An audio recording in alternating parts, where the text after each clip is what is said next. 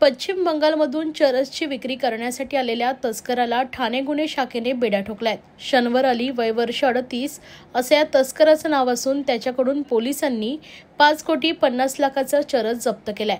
त्याने हे चरस एका नेपाळी व्यक्तीकडून आणल्याचं तपासात निष्पन्न झालंय। ठाण्यातील साकेत रोड ते बाळकुंपाडा 2 दरम्यान एक तरुण अंमली पदार्थ विक्रीसाठी येणार असल्याची माहिती वागळे गुन्हे शाखेचे वरिष्ठ पोलीस निरीक्षक सलील भोसले यांना मिळाली।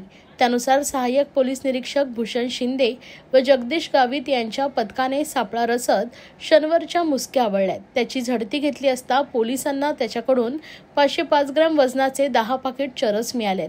तो एवढ्या मोठ्या प्रमाणात चरस कोणाला विक्री करण्यासाठी आला होता हे मोठे रॅकेट असल्याचा अंदाज वर्तवत पोलिसांनी पुढील तपास सुरू केला आहे।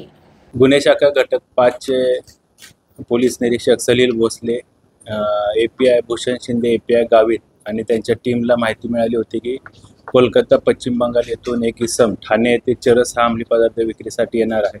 त्या अनुषंगानं एसीपी शेखर बागडे यांच्या मार्गदर्शनामध्ये सापळा कारवाई आयोजित केली।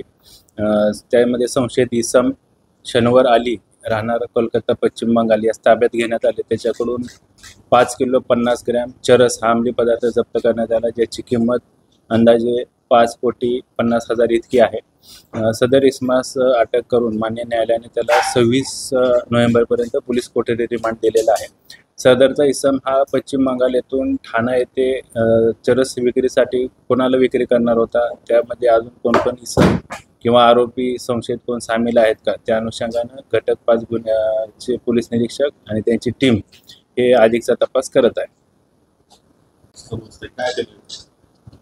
नेपाळचं कनेक्शन असू शकतं। प्राथमिक चौकशीमध्ये हा जो इसम आहे हा नेपाळमधील काही ड्रग पेडलर आहे त्यांच्या संपर्कात असल्याची प्राथमिक चौकशीमध्ये माहिती निष्पन्न झालेली आहे। त्या अनुषंगाने देखील आम्ही पुढील तपास करत आहोत।